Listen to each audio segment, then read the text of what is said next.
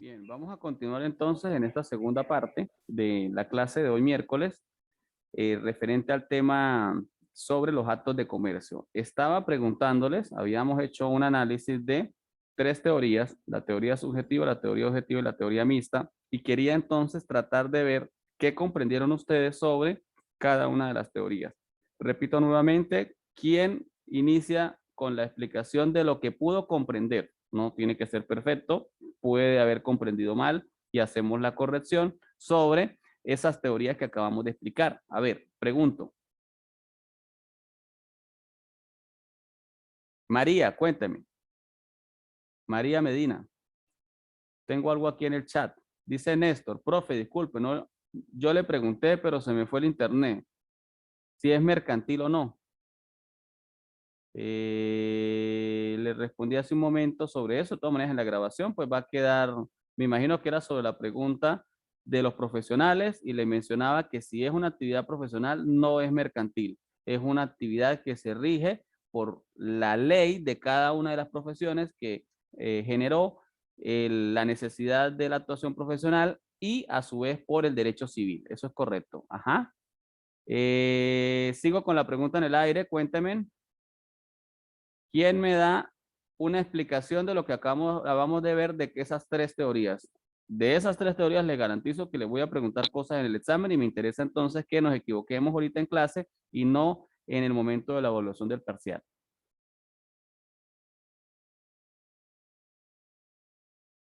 Profe, yo sinceramente no entendí muy bien. ¿Podría explicarlo de nuevo?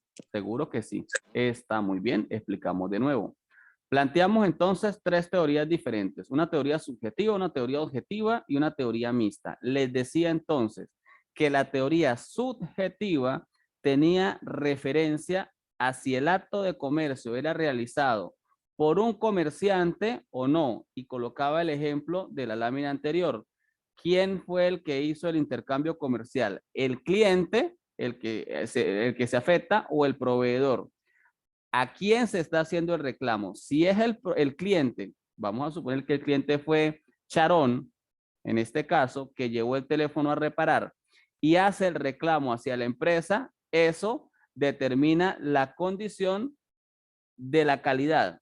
Aquí es una persona natural la que está haciendo, que no es comerciante, la que hace el reclamo. Entonces se vincula el derecho mercantil o el derecho civil, se vincula el derecho civil. Entonces la teoría subjetiva tiene que ver con la calidad de las personas o el tipo de persona que realiza el reclamo. Ahora, equiparaba eso a la teoría objetiva. En el caso de la teoría objetiva les decía, tiene que ver es con que esa actividad comercial esté plasmada de forma escrita en la ley y colocaba ese ejemplo de la pregunta que usted hace un momento, Rosmary, donde me preguntaba y le dije, pues esperemos un momento a que lleguemos al artículo 2 y definamos quiénes son comerciantes y quiénes no. O sea, en la teoría objetiva se plantea que es la ley la que establece quién es comerciante y quién no es comerciante. Y la teoría subjetiva plantea que es, dependiendo del tipo de persona que participa, si se es o no se es comerciante.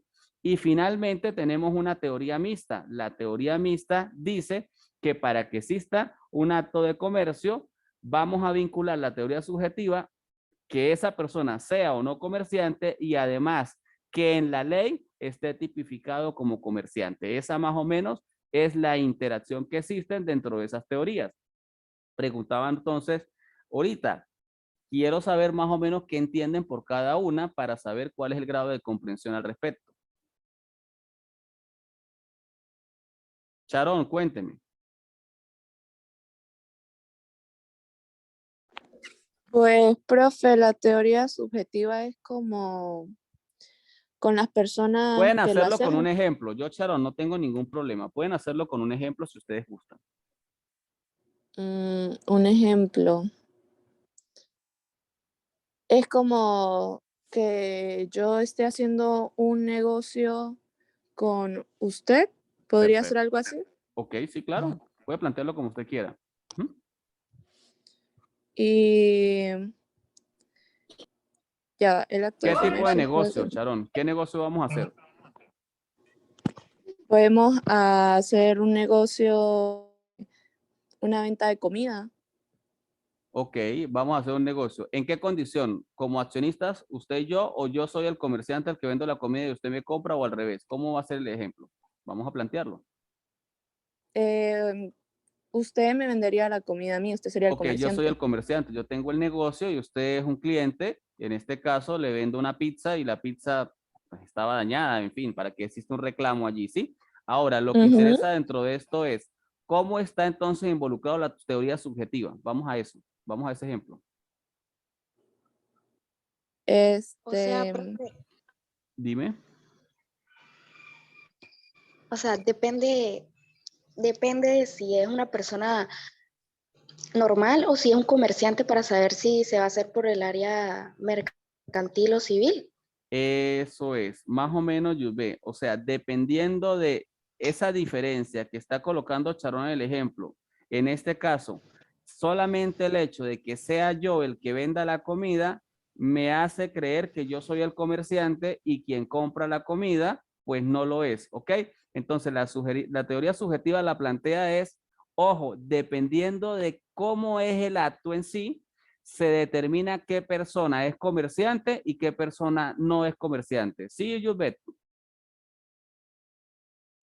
Ah, ok, sí, profe. ¿Alguien que quiera mejorar el ejemplo o participar sobre esa teoría subjetiva? ¿O todavía está confusa? Profesor, quiere decir que la subjetiva va a determinar la diferencia del comerciante a la persona que está comprando el producto. La teoría es que cada una hace un planteamiento diferente. Esa es la idea de las teorías, esa es la idea de esto, ¿sí? Algunas son diferentes una que otra. Hay una diferencia entre la subjetiva y la objetiva. En este caso, la subjetiva determina cómo hago yo para saber si soy comerciante o no. Depende de la realidad del acto que se esté generando. El ejemplo que puso Charón es espectacular. Vamos a colocar una venta de comida. Yo le vendo comida a Charón. ¿Quién es el comerciante en función del tipo de persona? ¿Charón o yo? En este caso, yo que estoy ofreciendo una comida, estoy haciendo un acto de comercio. Eso implica entonces que la persona es la que determina dentro del contexto de esta teoría quién es o no comerciante. ¿Sí más o menos mejora eso, Edwin? Ahora Sí, vamos al segundo ejemplo. Vamos a determinar cuándo hay una teoría objetiva. Profe, disculpe, yo lo que entiendo es que la teoría subjetiva habla de cuando usted, o sea, usted hace un acto de comercio, pues determina que usted es el comerciante y ya. Perfecto. La objetiva, pues va, o sea, lo determina la ley. Y o sea, ahí simplifica la ley comercial, o sea, la ley determina que usted es el comerciante. Y la teoría Perfecto. mixta incluye las dos, y la teoría mixta pues incluye las dos. Ya, o sea, ya sea que usted no lo simplifique la ley o que la ley lo determine. Eso es lo que yo entiendo. Espectacular, Néstor. Perfectamente la explicación. Eso es la explicación de las tres teorías. ¿Alguien más que quiera participar? Siguiendo el ejemplo de la teoría objetiva, profesor, sería en caso tal de la venta de comida, Ujú. es que tenga su registro de comercio, No tanto que como ya el está registro, registrado, no tanto que ya como el esté registro, registrado. no tanto como el registro de comercio. Claro que sí, debe dar cumplimiento a unas formalidades, en este caso registrar la empresa, pero la ley va a decir en un artículo, vamos a ponerlo así más sencillo, en un artículo quién es y quién no. O sea, va a haber una lista, Valentina, y en esa lista me va a decir usted sí, usted no, usted sí, usted no, usted sí, usted no. Eso es lo que más o menos trata de plantear la teoría objetiva. En este caso, cuando se habla de ley comercial, se refiere para el caso venezolano a este señor que se llama como Código de Comercio, que va a ser el que hace el planteamiento allí, ¿sí? De forma inequívoca, quién es y quién no. ¿Ve? Pero, como decía Néstor, utilizando las palabras de Néstor, la teoría mixta incluye los dos. O sea, incluye que debe estar tipificado en la norma, en este caso en el Código de Comercio, pero también debe verse como que está realizando esa condición de la teoría subjetiva, Valentina. ¿Sí más o menos mejora la cosa o no? La objetiva Sí, se profe, gracias. enfoca como en algo más formal, profe, en algo escrito. La objetiva exactamente, en algo formal, o sea, es inequívoco, está en la ley, no hay para dónde agarrar. La ley determina cuál es. Tengo acá una La pregunta de subjetiva es Rosmary. como a simple vista.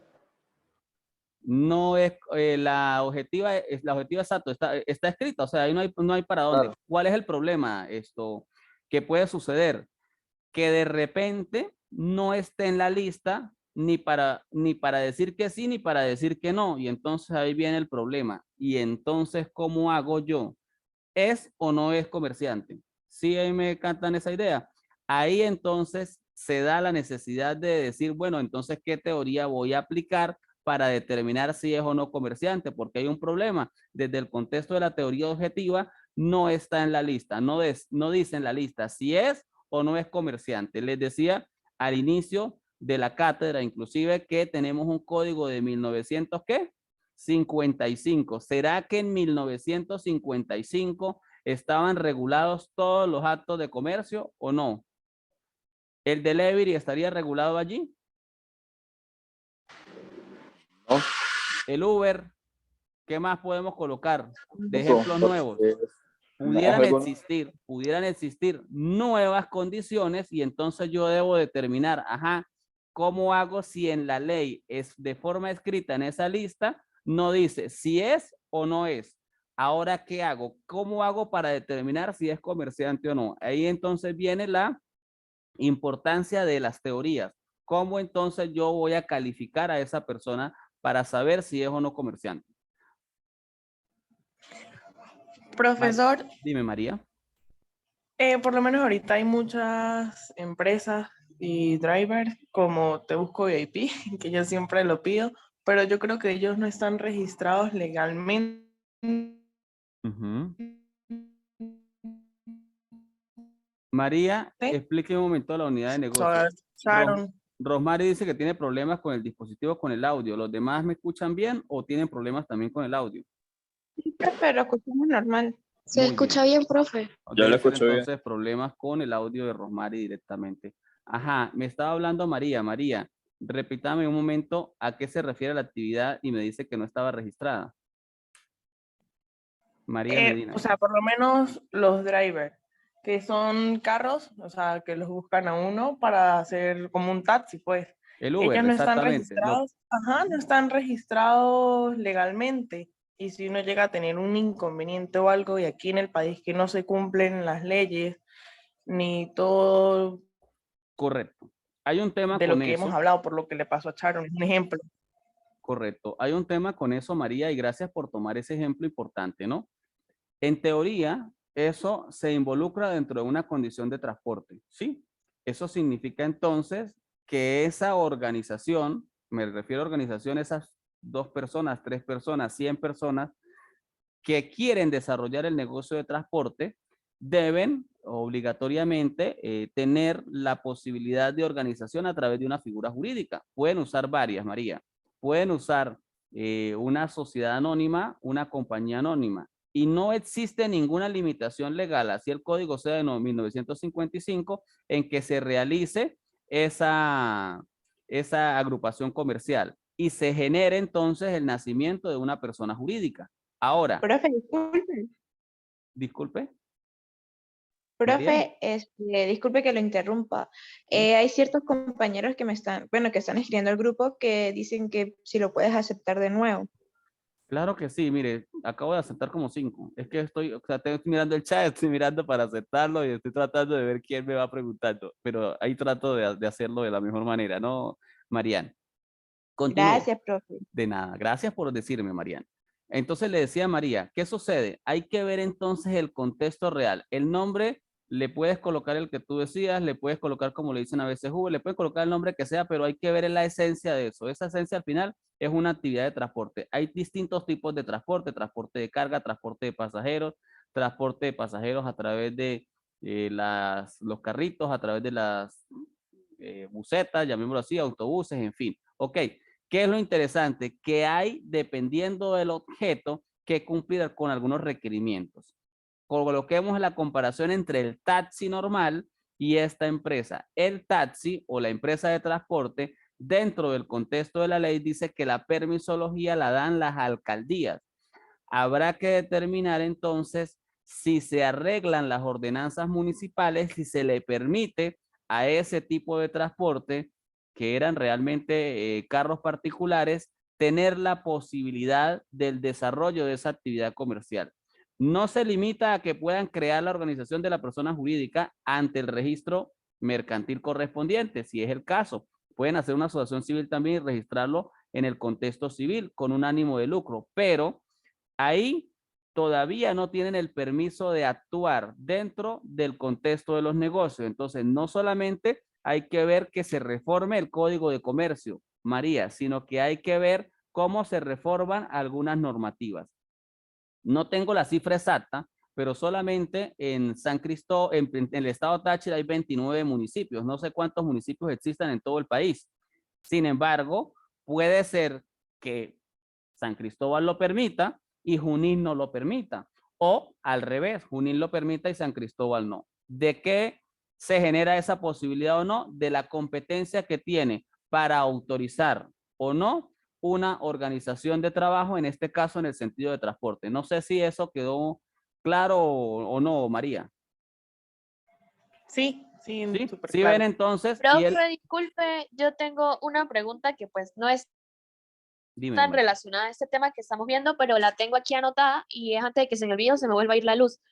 La cuestión es que yo ayer estaba conversando con mi hermano sobre la clase que tuvimos el día de ayer, ¿sí? Sí. Y hablando sobre las leyes, él me comenta que, bueno, así lo vio él cuando vio derecho mercantil hace años, porque él ahorita estudia quinto año, Claro que y sí. me estuvo comentando que la ley de mercado de capitales como que Ujú. le cambiaron el nombre y fue sustituida por la ley del mercado de valores. Eso es correcto. Eso es Actualmente, correcto. ¿cómo se toma esa ley? ¿Como ley de mercado de valores o la ley de mercado de No, capitales? eso se le cambió en ley de mercado de valores. Es la ley que regula algunas instituciones. Las vamos a ver inclusive, Rosmary, por aparte. Una cosa son los corredores de bolsa, otras son las casas de bolsa. En Venezuela contamos con la Bolsa de Valores de Caracas, que es la que de una u otra forma genera ese intercambio comercial, tanto de acciones como de documentos. En Venezuela se hacen bolívares. Hay organizaciones empresariales que participan en el mercado de valores internacional. Y hay algunas regulaciones que se han generado y algunas adaptaciones, precisamente como esa corrección que usted hace en este momento sobre el nombre de la ley, ¿sí? Pero en esencia las instituciones que participan dentro de ese mercado es el mismo, solo que ahorita nace un nuevo mercado, Rosmary, que es muy interesante, muy atractivo para ustedes los jóvenes, que es el tema de los criptoactivos. Y estamos viendo cómo hay unos intercambios allí de moneda, llamémoslo así, que no está regulada a través del Estado dentro de lo que es los cripto y que también está generando, pues, de qué hablar y forma parte y habrá que determinar si eso es un acto de comercio o no, aplicando, por supuesto, la teoría subjetiva y la teoría objetiva con la que seguramente vamos a tratar luego de que leamos el artículo 2 y detallemos entonces cada uno de los actos de comercio y empecemos entonces a tratar de ver cómo nos involucramos, si es o no es comerciante. ¿Sí, Rosmary? Ok, profe, gracias. De nada. Bien. Bueno, aquí más o menos entonces lo que estaba tratando de hacer es, aquí hay un mensaje largo, vamos a ver de qué me dicen esto. Dice, profe, entonces la teoría subjetiva entraría a todo tipo de emprendimiento nuevo que exista por Instagram, que no esté tan formalizado legalmente. En la objetiva, pues todo lo legal que conocemos como barata. No, Néstor, no del todo. No. Creo que hay una distorsión allí en cómo lo planteas. Le explico, Néstor, y para todos. Ojo, el hecho de que usted venda por medio de un comercio electrónico, por medio de una página web, sí, por medio de internet, si yo sigo vendiendo cosas comunes, eso es un acto de comercio en sí, no importa cómo lo venda. Puedo venderlo en un establecimiento físico o puedo venderlo a través de una plataforma, ¿ok? Ahora, ¿cómo quedaría regulado, por ejemplo, es la persona que presta ese servicio, el servicio de la página web, Mercado Libre? ¿Quién es él? Él es sencillamente no el que vende, sino el que hace de intermediario entre el que vende y el que compra. La pregunta ahí sí sería, Néstor, ¿él es o no es? Ahora, el vender por vender no, porque al final se sabe que hay una actividad de comercio allí implícita y eso ingresaría dentro de la misma ley objetiva. La ley objetiva establece, bueno, pero ¿vendo qué? papa, yucas, carne, ¿vendo qué? Ahí entonces se sabrá si es o no es comerciante. No importa cómo lo venda. El punto está en la subjetiva cuando hay algunos actores que nacen que realmente no estaban tipificados en la teoría objetiva, Néstor, para efecto de la pregunta que me haces por el chat. ¿Sí? ¿Otra pregunta que quede por allí? ¿No? Para poder pasar a la siguiente lámina, pregunto si hay algo que quedó pendiente de la explicación que se estaba dando. Profe, una pregunta. Daniela. ¿Cómo sería el ejemplo de la teoría mixta? Que no me quedó muy claro. Ok, la teoría mixta, entonces, recoge las dos teorías anteriores y es lo que estamos aplicando entonces en el derecho actual mercantil. Ojo, revisamos lo que diga que es o no comerciante conforme al artículo 2 del Código de Comercio, pero si nace una nueva actividad que no esté reglada en esa norma, entonces va a determinarse por la teoría subjetiva si es o no comerciante, Daniela. Por Ok, eso profe. recoge las dos. Perfecto. Ok, sí. Bien, entonces vamos ahora sí a lo que es ya no la teoría, sino el acto de comercio desde el contexto de el sentido objetivo. Sí, ahí les cambió la lámina, ¿sí? Entonces, ¿qué es? ¿Quién lo lee? Yo, profe. Marían, cuéntame. Ok, son aquellos que su naturaleza es netamente comercial, quedando establecidos en el Código de Comercio, los diferentes actos considerados comerciales por la ley. Las partes intervinientes pueden ser o no comerciantes. Inequívocamente, entonces, el acto de comercio, según este contexto, está regulado o establecido ¿en dónde? En el Código de Comercio. ¿Cuál? El vigente para el caso venezolano, independientemente que sea viejito de 1955, pero eso tiene relación entonces con la teoría objetiva, que está regulado en la norma, que es netamente generalizado en ese articulado del Código de Comercio, ¿sí? Y vamos entonces al segundo, que es el acto de comercio subjetivo. ¿Quién lo lee? Alguien diferente a Mariana, a ver, para que todos participen. Hay muchas personas en clase hoy. 26, exactamente. Yo, profe. Jason, excelente, Jason, usted no ha participado. Acto de comercio subjetivo. Son aquellos actos subjetivos de comercio de razón del interno y peculativo del sujeto que realiza. Los actos cuya comercialidad resulta de la forma particular de su ejercicio y actos que son comerciales en razón otro acto que es el principal. A ver, Jason, ¿qué entiende por eso? Porque la lectura, vamos a darle una interpretación. ¿Qué trata de entender tú con eso? Vamos a léalo si quiere con calma, no tienes que hacerlo en voz alta y trata de decirnos más o menos qué entiende por acto de comercio subjetivo, Jason.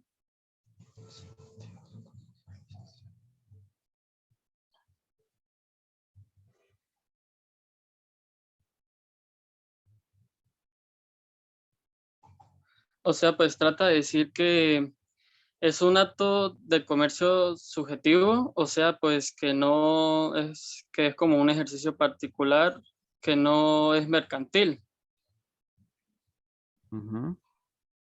¿Cómo podemos relacionar cuando hay implícita una condición mercantil o un acto de comercio? Siempre tenemos que pensar en algo. Hay un acto de comercio cuando se busca una utilidad, una ganancia, ¿sí? El capitalismo salvaje que habla en el sentido político, uno de los actores allí, ¿sí? En este caso, cuando se busca una utilidad en el ejercicio, cuando se busca un beneficio económico, estamos hablando de que hay una actividad comercial. Yo no voy a comprar lapiceros para vender lapiceros y no ganarme nada. Se supone entonces que eso tiene que tener asociado una ganancia, una utilidad, en el caso de que fueran lapiceros o en el caso de prestar un servicio, un autolavado. Yo no voy a lavar carros porque me miren lavando carros. Yo voy a lavar carros porque me voy a ganar un dinero, ¿sí o no es correcto? Entonces, ahí Sí, vamos a sí. tener primero esa realidad, esa razón de qué es acto de comercio y qué no en función de que se genere allí una utilidad o no. Ahora vamos a con ese ejemplo tratar de ver, léalo otra vez y me dice más o menos qué entiende, Jason.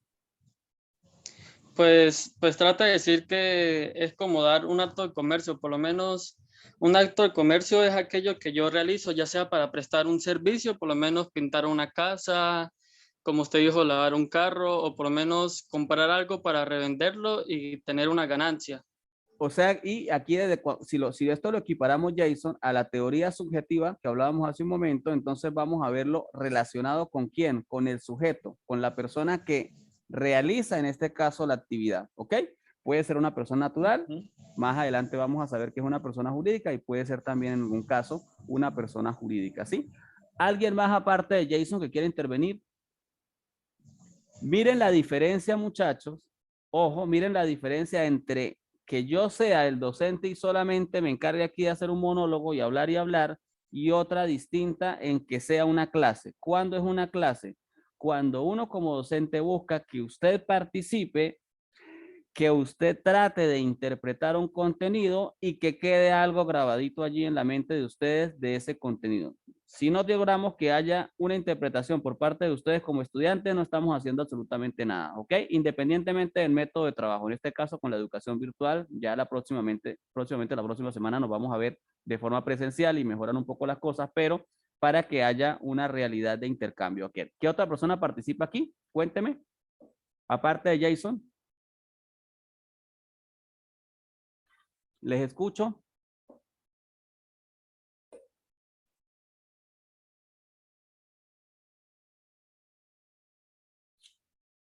¿Alguien más?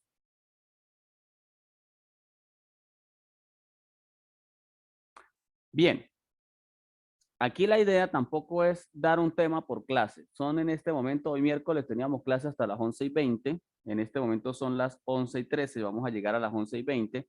Vamos entonces a hacer lo siguiente.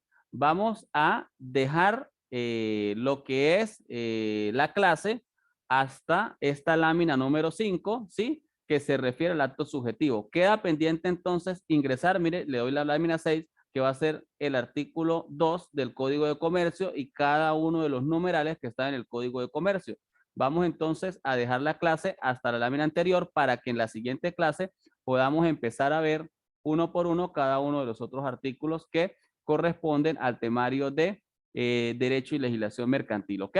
Entonces, vamos a dejar la clase hasta este primer momento, obviamente por funciones de las horas, ¿sí? De lo que es el acto de comercio subjetivo. Pero antes de irnos, quiero que realicemos un ejercicio de qué vimos el día de hoy, qué entendimos el día de hoy de forma general. A ver, los escucho.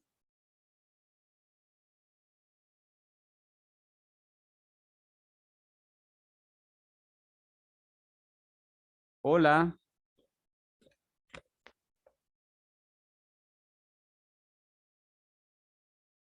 A ver. Pues lo dime. que yo entendí fue cómo manifestarse ante un engaño o un inconveniente que yo haya tenido con una empresa o con un proveedor. Ok, ¿cómo manifestarnos o cómo actuar desde la realidad jurídica, sí? Y obviamente Claro. la realidad jurídica recoge muchas cosas, mire como lo estamos viendo, que no precisamente están escritas, porque estábamos hablando entonces de una teoría subjetiva, ¿sí? Que no está escrita en el código, no está en un artículo específico, pero que se le da una interpretación, Christopher, ¿sí? Dependiendo de qué, del tipo de sujeto y la razón que pueda generarse si hay o no acto comercial, ¿ok? Dependiendo si hay una ganancia, si hay una utilidad, si hay un devengo por parte de esa persona. ¿Sí es correcto, Christopher? ¿Quién más? Sí. Profe, Luisana, dime. en esta clase aprendimos a diferenciar los distintos tipos de actos de comercio, ya Ok. sea el objetivo, el subjetivo y el mixto. Ok, perfecto, muy bien, excelente. ¿Quién más aporta algo? A ver, Briney, que no ha participado hoy. Ingrid, creo que tampoco la he escuchado. Dígame, Briney. Yo tenía una duda con lo del último, el acto de comercio subjetivo. Perfecto. El acto subjetivo es aquello que tiene como un fin para tener, ¿cómo decirlo? El objetivo. O sea, ¿cómo le explico? Tranquila. Es algo es algo para tener un fin al adjetivo. O sea, por ejemplo, como dice que son actos subjetivos de comercio en razón del intento especulativo, pues. O sea, Le voy a traducir un poco eso a como está escrito allí, ¿sí?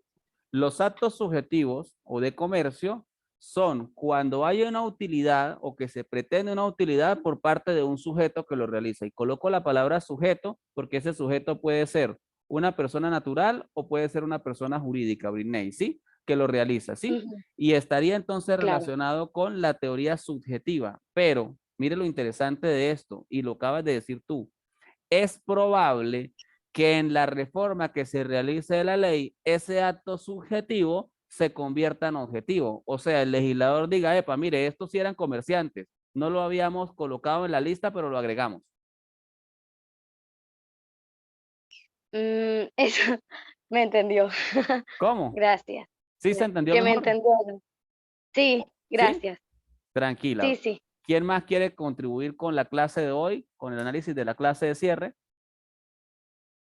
Permiso, profe, ¿se me Daniel, escucha? cuéntame, ¿sí seguro? Bien, bueno, yo nada más quería agregar algo que me parece curioso, que es que, por ejemplo, a ver, ¿cómo lo pongo en estas palabras? El Con un día de ejemplo, ayer si quiere, como usted colocó, dígame. El día de ayer, Daniel. se trataba sobre qué, perdón.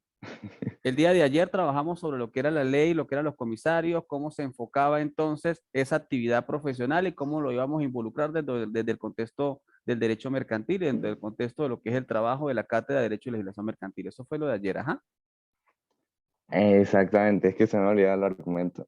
Tranquilo, no se No, lo que preocupe. pasa es que me parece curioso porque el día de ayer justamente estás hablando sobre eso, sobre los comisarios y lo que podríamos ser nosotros como administradores en el futuro, que tendríamos que ocuparnos de todas esas actividades. Ujú. Y me parece chévere que el día de hoy, porque entregué tarde a la clase, pero pues por lo que pude ver dentro de las tres teorías, es que el día de hoy te enfocaste por lo menos en la objetiva y la subjetiva, que otra cosa que me parece divertida de eso es que normalmente cuando uno usa las palabras objetivas y subjetivas tienen otro sentido, ¿no? Ujú. Entonces hoy cuando veo que dices subjetivo se trata más de la persona que está intentando obtener una ganancia, un beneficio, como lo has dicho tú o los demás muchachos, y el Correcto. objetivo que es lo que se supone que él está intentando vender.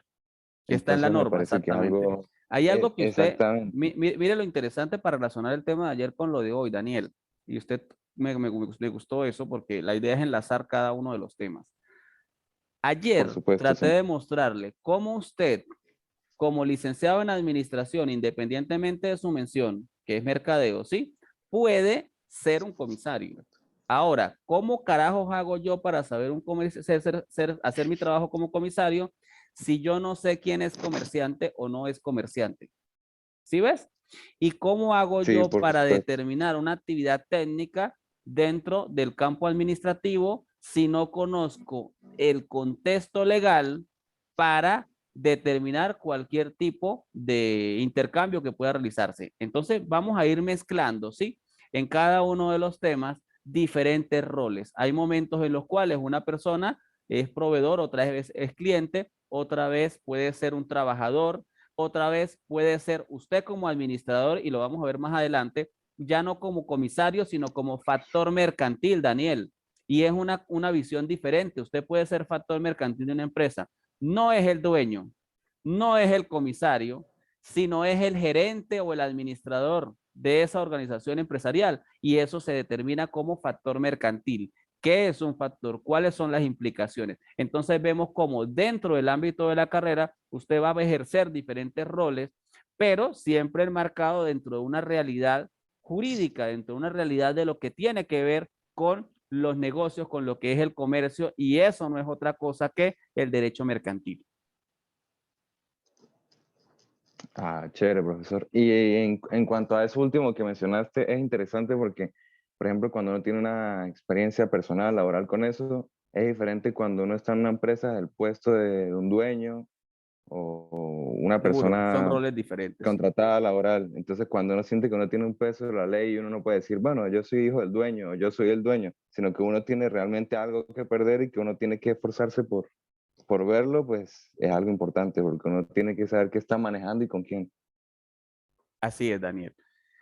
¿Alguien más que quiera participar el día de hoy en el cierre? Quiero preguntarles algo. ¿Cómo va la dinámica? Yo quiero tratar de hacer de esto una cosa participativa. Estoy buscando la manera de lograrlo. Yo sé que ustedes pues poco a poco se están adecuando, yo también al sistema de este tipo de educación sincrónica o asincrónica en algunos casos, pero no es lo mismo, por supuesto, que estar en un aula de clase. Sin embargo, vamos a dar lo mejor. Cualquier cosa que ustedes consideren que yo pueda mejorar, con todo el gusto. Y lo que sí quiero decirles de verdad a todos es: participen, no importa que nos equivoquemos. Para eso es el salón de clases. En el salón de clases hablamos y decimos lo que pensamos o lo que entendimos. Es probable que lo que entendimos lo entendimos mal y no hay ningún problema. Corregimos. Esa es la idea. Pero si no expresamos eso que entendimos mal, lamentablemente no hay la corrección y nos llevamos esa duda para las siguientes cátedras, que muchas veces tienen relación dentro del contexto del pénsul académico, y ahí empezamos a tener los inconvenientes, ¿ok? Entonces la invitación también sigue siendo abierta a esa participación, a decir lo que consideramos que entendimos, independientemente de si eso al final es o no es la realidad. Y en función de eso, pues buscamos las mejoras y aprendemos, ¿ok? De verdad, muy agradecido con todos los que participaron hoy, con Yubé, con Edwin, con Néstor, Valentina, María, Rosmary, Marianne, Jason, Christopher, Daniel, que participó, entre otros chicos, Charón también participó, Luisana. De verdad que les agradezco mucho esas participaciones, y los que no lo hicieron, de verdad que esperemos que lo hagan en la siguiente clase, ¿no? Dios mediante. Profe. Entonces, dígame. Yo participé y no me nombró. Julio, perfecto. Sí, no, aquí los tengo, no se preocupe. Trato de leer ahí por encima ok. la lista de las personas. No se preocupe, está muy bien. La próxima semana, entonces, Dios mediante, nos vemos en la universidad. Hoy es la segunda clase de la semana.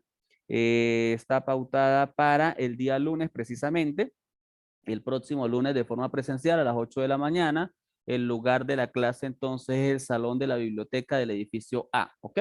Esa fue la disposición que hizo la escuela ese día. Dígame, Luisana. Ya que el mes de noviembre será todas las semanas serán flexibles, esto quiere decir que nosotros veríamos clases continuas todas las semanas presenciales. Muy bien, excelente, Luisana. En el inicio de año académico, según información directa del rector que nos dio a los profesores, el Consejo Académico determinó que se quedaban las clases cada 15 días, independientemente de que el Ejecutivo cambiara la disposición. Acaban de cambiarla diciendo que no hay flexible y no flexible, sino que todas las semanas son flexibles a partir del 1 de noviembre, pero en lo que entiendo de la resolución del Consejo Académico, las clases siguen una semana por la vía presencial, una semana por la condición virtual. Eso es lo que estaba planteado. Sin embargo, el rector aclaró que en caso de que eso cambie, se hace una modificación de esa decisión del Consejo Rectoral. Ah, ok. Muchas gracias, profe. No, de nada, Luisana. No sé si hay alguna inquietud más. ¿No? Entonces el día lunes llegaría primero el primer grupo, ¿sí? Y luego se uniría el segundo grupo después de terminar el primer grupo. No, creo que no. Ustedes llegan todos a las 8 de la mañana. Lo que creo que va a suceder, hasta donde tengo entendido, es que se van a dividir mientras están en clase conmigo en un grupo. El otro grupo está en clase con el profesor Virgilio Serrano de Estadística 1, ¿sí? No, claro, sí, claro. Nosotros vamos a llegar igual todos a la universidad. Pero te explico, primero entraríamos contigo el primer grupo, ¿cierto? Y el segundo grupo con estadística. Después, el que está con estadística entraría contigo. Y Así nosotros es. entraríamos con estadística. Sí, así es. Pero lo que entiendo es que vamos a hacer, o sea, ustedes no se van a mover de lugar. Así lo funcionó el año pasado. Se quedan en el mismo lugar, los que están en biblioteca A y los que están en la biblioteca C, del edificio C, ¿sí? Lo que hacemos es un intercambio los profesores del lugar, ¿ok? Ustedes van a quedar